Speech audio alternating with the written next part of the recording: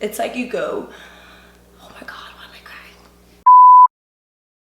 Hey guys, it's Sierra and I am back with another video. Today I am going to be talking about a requested topic. Every once in a while I'll ask what should I film next on my Instagram story and people will respond. So multiple people wanted me to talk about post-grad depression, which I think is a very important topic that I don't see people talk about that often. Just wanted to share my experience with that and then hopefully give some advice and talk about what helped me and helped me get through that. Before we get into the video, please go ahead and subscribe down below. Hit that subscribe button. Help me get to 1,000 subscribers. We are really close. I think I'm around 600.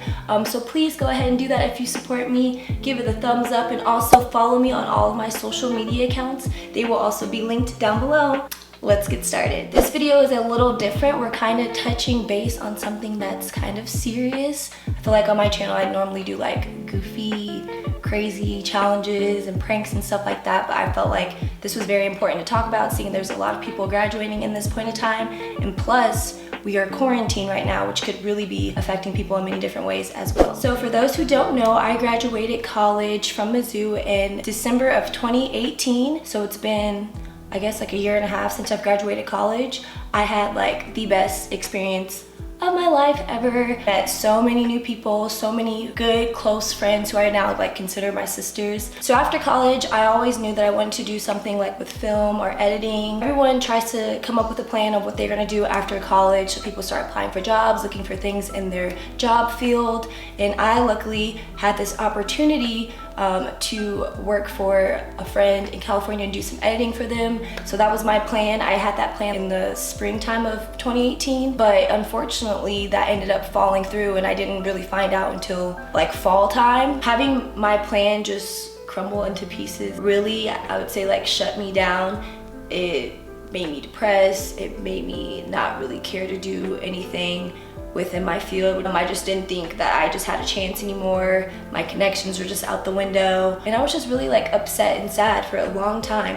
And even still talking about it now, like it makes me upset, but I just know that it wasn't meant for me at that time. So I just have to move forward and do the best that I can to get me to where I want to be without that connection and without that job opportunity. So I was just like, well, I gotta start thinking of a plan B. I graduated and I was applying for so many jobs. I didn't have a job lined up for when I graduated school, so that also just made things a little nerve-wracking and made me really anxious, especially when you see friends and other peers who already have like a job set up months before they even graduate college. So here I am back at home with my parents. I just felt like a failure and like a loser, especially coming back home to my parents' house. I was just like, I just felt really embarrassed and that people would judge me for doing that, and I felt like a lot of people were going and getting their own places and apartments and things of that sort, and I just kind of felt behind, which made me feel even worse about myself. I was applying for so many jobs, like so many jobs. I feel like I at least applied to like 100. Half of them like you wouldn't even hear back from, or I would go to a few interviews and it was just like, this is not it. Like,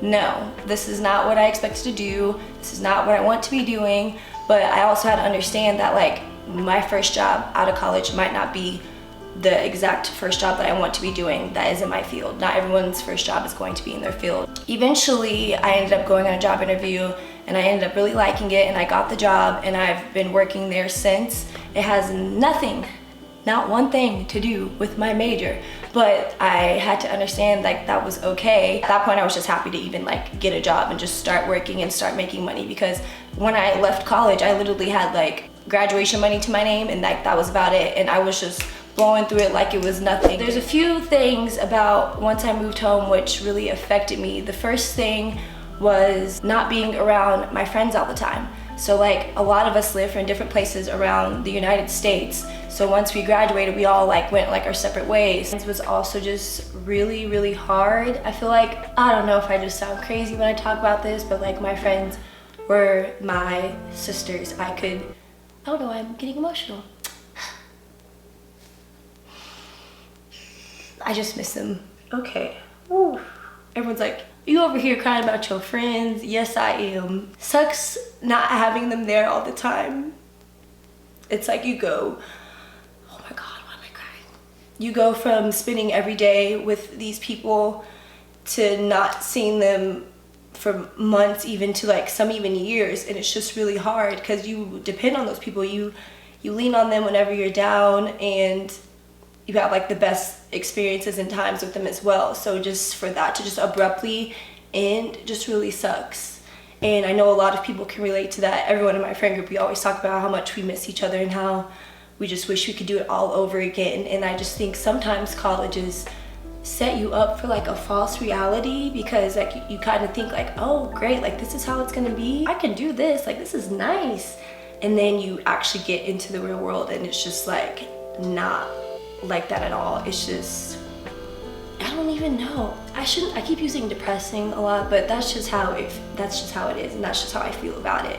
It's just not what I expected it to be. I feel like nobody prepared me for what was to come, and I think that's why it hit me so hard. I didn't know what to expect. I just thought, oh well, I'm moving, getting a job, and everything's gonna be fine. And I didn't realize how much this transition was going to take a toll on me at all. It was never just gonna be the same. Another thing that also was kind of hard to deal with was the schedule of going from having like 2 to 3 classes every other day or every day, literally 2 hours every day dedicated to school, and then the rest of the hours you can just do whatever you want, unless you had a job of course. But just so much freedom, versus once you get into the work world, you have a 9 to 5 or 8 to 5. I had an 8 to 5. So here I am waking up again at like 7 a.m. probably earlier than that, like 6:45 every single day of the week, when I used to wake up at like 9 a.m. or 10 a.m. to even just get to classes and stuff. I'm there for like 8 to 9 hours of my day. And doing that every single day was literally just so draining on my body and my mind. I was exhausted.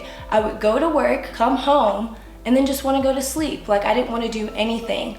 And then I would just find myself in that pattern every single day. I would wake up, go to work, come home, eat, go to sleep, repeat. Like even take naps after work, wake back up and stay up until like 11 and then go back to sleep. There was times that I just wanted to call in to work. I would wake up and just not even want to get out of bed. Like that's how bad it was. It was just not good. And I think at that point I was just depressed because I was sleeping all the time, and it was just like I had nothing but the weekends to look forward to. I just kind of felt like my goals and aspirations and everything that I wanted to do just kept slipping and slipping away from me. That's just kind of when I just left YouTube alone for like months on end. And at that point I was just like, what am I doing? What do I want to do?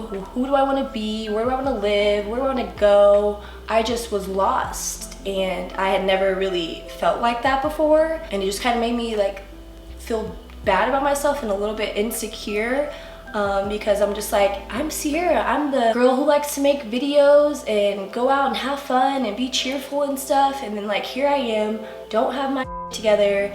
I feel like I'm failing at life. I'm living at my parents' house, not working a job in my field, and it just felt for months like I was just running in the same place. Anxiety is a really huge thing that I deal with, and I've kind of had anxiety like my whole entire life, since like elementary school. At some points I just always was worried about something. Like it was to the point where I'd be like, oh yeah, I was just worried about something, but I forgot what it was. And I would sit there and try to remember what I was worried about. Like I even sometimes still do that to this day. And that is just not okay. You will run yourself into the ground doing that, worried about every single thing. It was not until like a few months ago that I started to get better with that, and just letting things go and relax and just let things happen. Like you can only control so much in your life, and you only can really control you. You can't even control other people and what people do around you. It's just too much. It was affecting my relationships with my friends. It was affecting my relationships with my boyfriend, with my family, and it was just not good. I was just really in like a toxic place, even though you guys probably couldn't tell that on the outside. But it just really kind of sucked, and it took some time for me to get out of that and to the place I am now. And even still, there's times where I feel that way, where I feel depressed and I have really bad anxiety. So it just really comes in waves. Another thing that affected me coming back home is when I was in college, I had like a small part-time job, so I really wasn't making money, and my parents were paying for everything. And then when I moved back home, I had to start taking on bills, which perfectly makes sense because I don't have to pay rent. I'm living under my parents' home, so I had to learn how to become more responsible. And so you guys heard the gist of kind of how I was affected by post-grad depression, so I'm going to talk about how I handled some of those situations and what kind of has helped me throughout the way. I'm reading off of this list. What helped me was to not to compare yourself to everyone. Everyone has their different path and journey and timeline of what they're going to be doing. You should not compare yourself to other people. It's really, really hard, and I still do it to this day, but like, you are just not gonna be happy. You are you for a reason. Your life is your life for a reason. You don't need to be like them or anyone else. Another thing that I would say is to, this sounds bad, but I'm going to get into it, but to not let your parents make all of your life decisions for you. It's fine to listen and take advice from your parents. Yes, they've been through this, they're living in the real world now, so yes, they are very knowledgeable when it comes to things, but you can't let that affect your vision and goal. That's something that's just like really big on my end. This doesn't go for parents, it just goes for anyone. It's always good to take advice, but at the end of the day, you have to do what makes you happy, and I'm still, like I said, learning that too. Another thing is to not get discouraged. I know that's really hard, but there's people who will try to get into programs or certain schools or get a job promotion, things like that, and it can take some time. Just don't give up, like just keep going. It feels like it's the end of the world or you're not making any progress, but like just when you are about to give up, like you never know what can happen. This is very, very, very, very important, is to find a hobby or something else to do other than working, eating, and sleeping. For me, obviously, it's YouTube. I needed YouTube in my life in order to keep me sane, I would say, because it just gives me something to look forward to, gives me something else to do other than just sitting on my butt and doing nothing or watching Netflix all day. Other thing that helped was getting a planner. I never thought I was gonna need a planner after school, but I'm wrong. I probably use it more now than I did when I was actually in school. Just write out like what you need to accomplish and what you want to do that day or that week. That really helps me too. And also gives you something to look forward to as well. Some more advice that I would give is, if you are unhappy in a situation, whether it be a job, a friendship, a relationship, or anything like that, even where you're living, leave. If you can do so, just leave. You do not need to be in a situation that is causing you to be unhappy, especially if it's your work. That's the place you have to go 5 days out of the week. So if that job is not cutting it, start looking for a new job and start applying to other places. Something else that helped me was talking to my friends from college. We have a group Snapchat and like a group text. We literally talk every single day, and it's the best thing ever. I feel like I've never missed a beat. Even though we are miles and miles apart, we are still in touch with each other, checking in on each other all the time. And it's just like the best support system. We always are uplifting each other and making sure that everything is okay. And I think it's really important to have some friends, or at least just somebody to talk to. Another tip I would say is be willing to try new things and being open. I think it's important for you to be open to forming new relationships and friendships and making connections and things like that. At least try and make one work friend. That way you just have someone you can vent to about the job and someone who understands. Another thing is you should plan a trip or something with your friends, something fun to do. Always have something to look forward to. So I think that covers all of the things that really helped me kind of get out of my funk. So now I know we've talked about the sad and the depressing side of post-grad. I also wanted to throw in a few positive things. Number one would be a stable income. That is probably like the best thing I have ever experienced in my life. It's just really nice to actually have money to do things and to buy what I want. Some other positive things I kind of touched base on already, but new experiences, meeting new people, forming new relationships, building connections, those are all good things. Lastly, a positive for me is since I moved back in with my parents, I am able to save a lot of money. That's helped me a lot because I do plan on moving in a few months or so. I know this is not a typical video that I do, but I thought it was really important to touch base on it, seeing that, like I said earlier, a lot of people are graduating and some people are still going through it currently. So I just thought it was very important to talk about it. Please chat in the comments about what you guys think or what your experiences were. I would love to hear about them. You could also probably potentially help somebody else out in the future if they come across this video as well. Please, if you are suffering, go get help. Don't be embarrassed at all. Like, it is completely normal. Do whatever you need to do to make you feel good and to make you feel safe, and all right. I hope you guys enjoyed this video. If there's any more topics out there that you guys would like me to touch base on or share my experience with it, please leave it down below. Please like, comment, rate, and subscribe. Wow, I just said rate. No, girl, what are you doing? I will see you guys next time. Bye.